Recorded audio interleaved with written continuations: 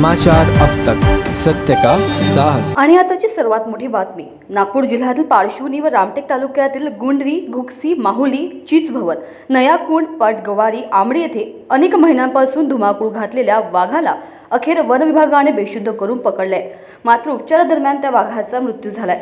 माहितीनुसार परिसरातील गुंडरी, घुगसी, माहुली, चीचभवन, नयाकुंड, पटगवारी, आमडी इथे गेल्या अनेक महिन्यांपासून वाघाची धुमाकूळ होती। गावात येऊन जनावरांची शिकार वाघ करू लागला होता। यामुळे परिसरातील संपूर्ण नागरिक त्रस्त झाले होते। वाघाचा तात्काळ बंदोबस्त करावा यासाठी गावकऱ्यांनी नयाकुंड परिसरात रस्ता रोको आंदोलन सुद्धा केले होते। यावेळी वन विभागाने त्या वाघाचे बंदोबस्त लवकर करण्यात येईल असे आश्वासन दिले होते।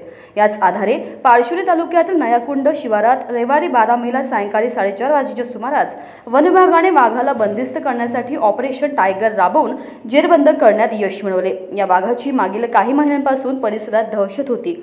बंदिस्त करण्यात आलेला वाघ हा 3.5 वर्षाचा असल्याची माहिती असून या वाघाला जेरबंद करण्याच्या ऑपरेशनमध्ये व्याघ्र संरक्षण कृती दलाच्या 20 जवानांसह 150 कर्मचाऱ्यांचा सहभाग होता। यावेळी वाघाला डॉट मारून बेशुद्ध करण्यात आले।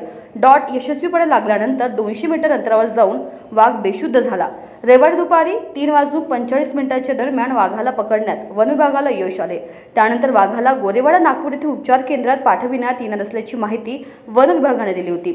मात्र गोरेवाडा उपचार केंद्रात सायंकाळी 7:45 सुमारास रेस्क्यू केलेल्या वाघाचा मृत्यू झालाय। या घटनेमुळे वन विभागाच्या कार्यप्रणालीवर विविध प्रश्न उपस्थित झाले।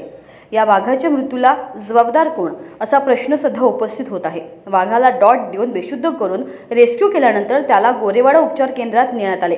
तिथे घेऊन गेल्यानंतर वाघाची प्रकृती खालावली व यातच त्याचा मृत्यू झाला। मृत्यूचे कारण शोधण्यासाठी सोमवारला शवविच्छेदन करण्यात येणार असले तरी या मृत्यूला जबाबदार कोण असा प्रश्न सर्वांना पडलाय।